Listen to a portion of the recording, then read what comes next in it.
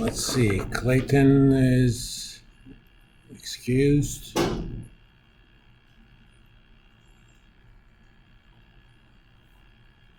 Kayla? Mason? Jayleanne? Duffield? No. Logan excused.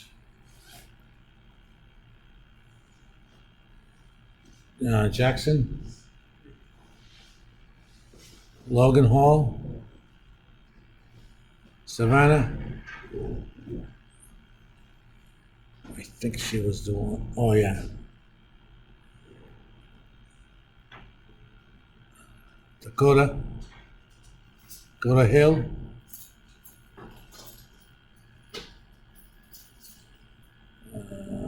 Kelly?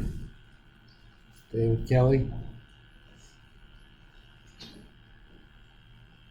Dawson? I may have an email from him, but I'll check later. McCoy? Moberly? Lauren? Lauren Moore? She said she's pregnant. She'll be ready. But she texted me. She said she's pregnant. She'll be ready. Oh, okay. So I'll record her as present. Moran? Roberta Moran? Steve? Oh, you guys keep changing your places. Patty? Carter? Randall? Jared? Shorty is excused. Bryson? Sutherland? Noah?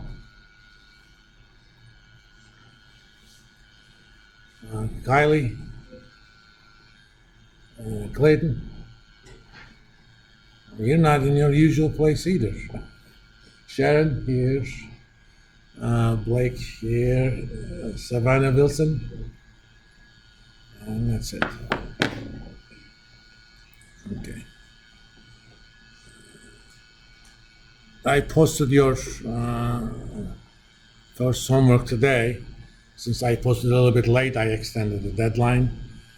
It basically has two components. I also created the Blackboard groups. I haven't done group assignments on Blackboard before, so presumably one of you is going to submit it.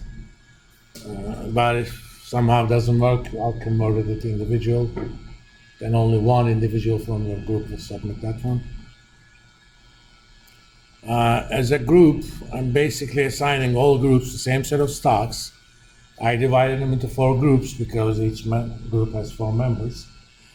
And each of those have 7 stocks, but they're not just willy-nilly division of stocks.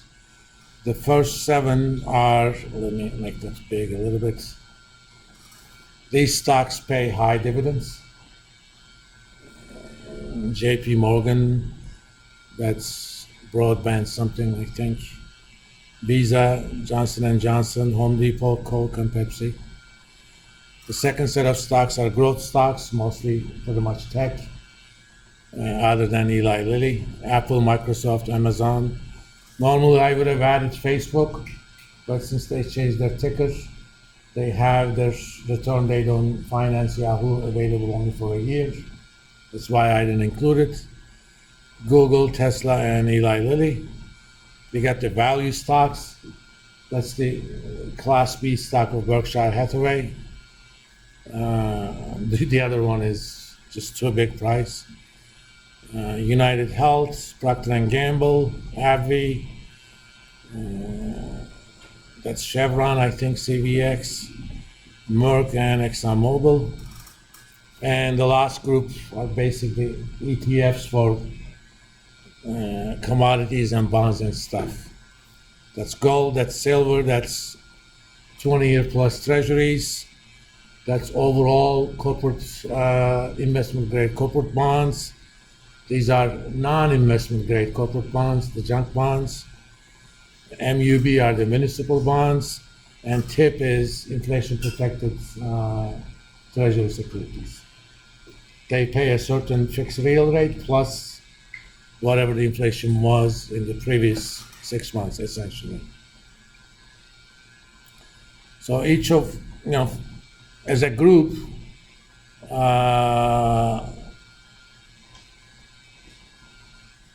you need to download these files. Just download the maximum data available, but do it weekly. Then for each of them, calculate weekly returns, just like we did in the class. Basically, I'm giving you 28 points just by downloading stuff. Then actually 42 points. Find the common date range for all of these stocks. And then collect them in one sheet, including a date column. Modify the sheet to allow forming portfolios given a set of weights. For now, just calculate a portfolio with equal weights. Then your group members are going to do their own work. Once they're completed, you're going to complete these parts.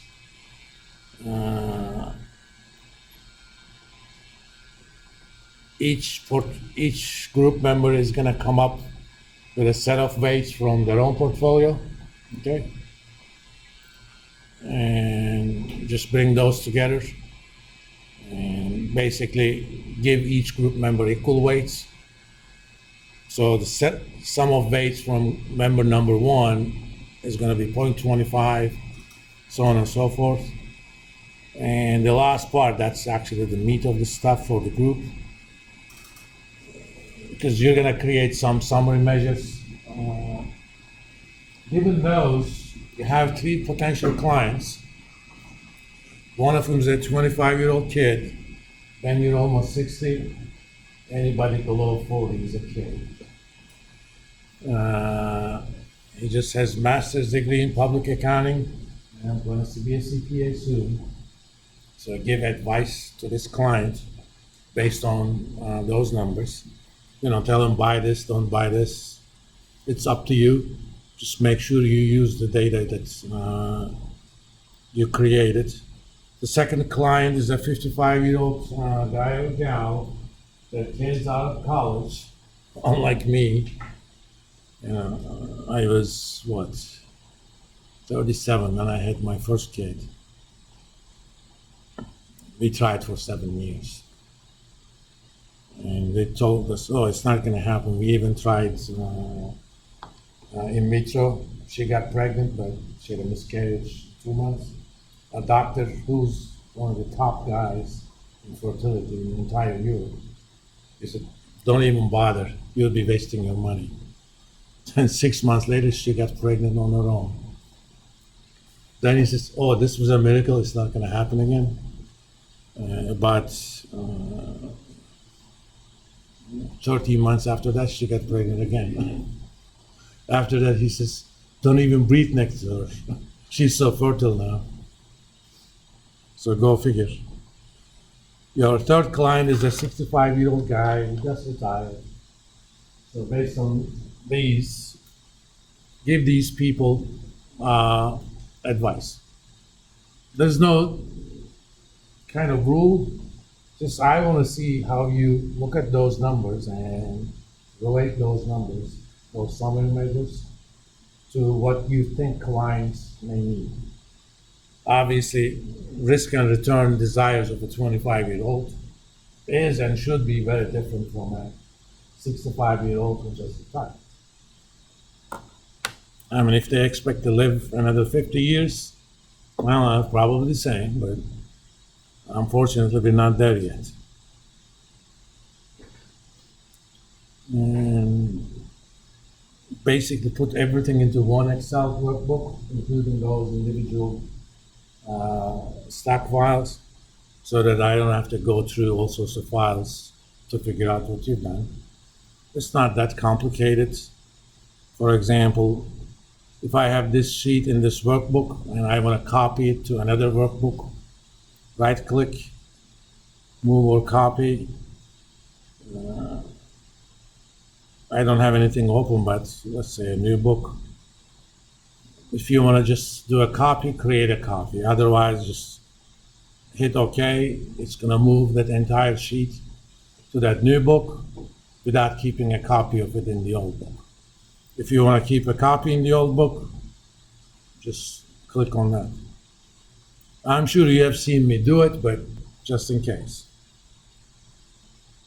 What did I do? Oh, I actually moved this. I'm going to move it back. No, I don't have to because I already saved this. I will just not save it.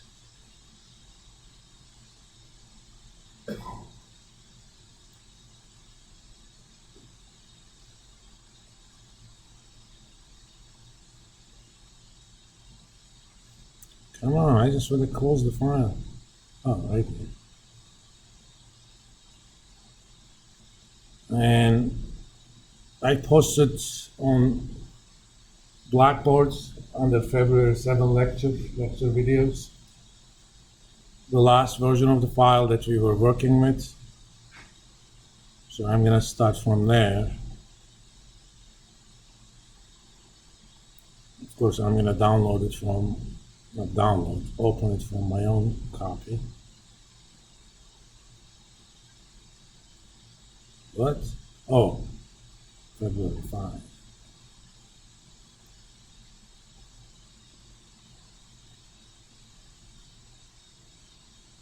Okay. And just in case you want to see. Oh, I didn't talk about the individual part. For this part, you're going to do a lot of stuff. Basically, you're going to grab the data from that group sheet for your 7 stocks. That's your 20 points. And you're going to calculate the following summary measures. We have done all of these in class. Mean, median, trim mean with 1%, 2%, and 5%. Standard deviation, mean absolute deviation, lower quartile, upper quartile, interquartile range, and least percentiles, and interdecile range, which is a fancy name for the difference between 19th percentile and 10th percentile.